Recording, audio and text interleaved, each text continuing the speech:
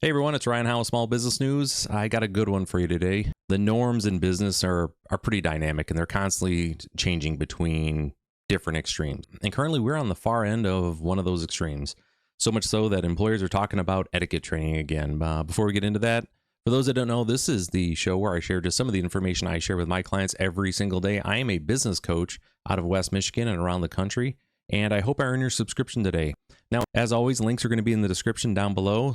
It's like they just rolled out of bed. Employers boost business etiquette training. This has to do a lot between the dynamics between labor and capital. Again, the business owners and the employees. And you see this dynamic, it shifts constantly back and forth depending on who has more control. And currently, capital has more leverage over labor because there have been more and more layoffs, meaning there are people who are out of work. Therefore, we can get more restrictions from the capital side of the house. This is just what happens, folks. So let's see what this looks like. Ideas around what constitutes socially acceptable behavior at work have shifted widely following the pandemic and in new hybrid arrangements. Despite some changing norms, particularly those driven by Gen Z, always blaming Gen Z. Listen, I remember specifically in the 2000s when they were saying, man, I don't understand it. We have Casual Friday where I can wear a polo. Why can I not do that the rest of the week? I'm being just as productive. And then slowly over time, dress shirts went away and then we moved into, golf shirts, polos. It wasn't Gen Z. This has been coming for a long time. Now, knowing how to conduct oneself professionally and interact with others respectfully will always be important in workplaces, said Pamela Ehring, president and owner of Protocol School in Washington. And this is why I wanted to bring this to attention here. About half of employers said they were offering business etiquette training last year amid the return to offices, and about 20% said they plan to offer it this year, according to a survey from Resume Builder, including 1,500 respondents. They're just trying to get better control over what people are saying, how they are dressing to ensure it appropriately reflects the values of that institution. That's what they're getting after. And businesses used to be much more strict about that as well. Many years ago, I can remember going into banks with my grandpa, and he was a farmer, and we would go in and everybody was in a suit. Casual attire is more accepted now than it ever would have been before. They would have sent folks homes if they're wearing what they're wearing now. Now you're going to start seeing where things are going to start bringing the needle back a little bit. It's just interesting to see how they are framing this. What's happening is since the pandemic, there's a lot of pressure to transition from remote to hybrid. And when people were working fully remote, we went to a really casual state. LL Bean, they made a ton of money.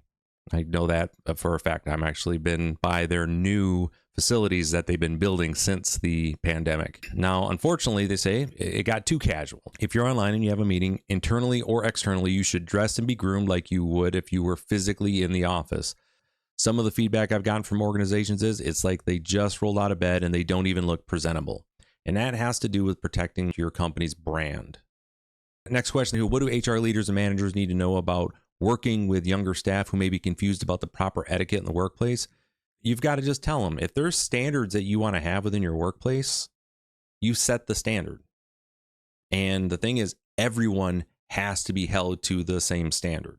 You need to be able to give examples of what business casual looks like and hold everybody to account, to include all members of management, not just the junior staff. Okay. That's really where that gets into. You just got to be able to explain it, have it in your employee handbook, and set the standard and just hold people to it, including yourself. And you have to lead by example on that. Now, the other piece here is Gen Z workers care a lot about being authentic at work and will go against norms that don't align with their values or that they feel aren't justified. So where is the balance? And this is the thing. They can still be authentic, she states, but they have to assimilate into that corporation or organization to some extent. We have to adapt our communication styles. We have to adapt how we show up. They should consider who they work for. What's the brand of that company or organization? What is the culture of that company? And do I fit into that? Do I enjoy being in a more formal environment like the government, or do I prefer being somewhere else? And that's a big piece that we want folks thinking about. Again, links are going to be in the description down below. And this is where I've seen the other pushback. This is me. This is who I am. This is what I want to express in the way that in my dress. Who are you to tell me that? And I've heard that. And they're the employer. That's who they are to say that. Like, that's exactly what that is. It is a private company. They can tell you This is the expectation in order to be employed here. They're not forcing you to work there. And that is one of the toughest pieces here. Now, with that, you don't have to be all crazy about it and stuff. You be professional, be courteous. Don't be condescending about it. If you're in a place where you want to start tightening up the dress and appearance, the etiquette, the protocol within your company, you need to go slow on this. I would highly recommend you take a look at change management, spend some time learning there, understand what it is, understand the process with those informal leaders, things you need to do, but also understand that as you tighten up your etiquette standards, you are going to have a percentage of your company is going to leave. Just be prepared for that. And that's no different than anything else that you're going to do within your organization. The more you try to standardize anything within your organization, you're going to lose a percentage of your staff. That will happen. If it's important to you to ensure that you have the etiquette that you want, people appear the way they do, they conduct themselves the way that you expect them to, in line with your company values, just know there's going to be turnover that's going to have to occur. It just happens. So with that, that's all I got for you today. Take care, and I will see you next time.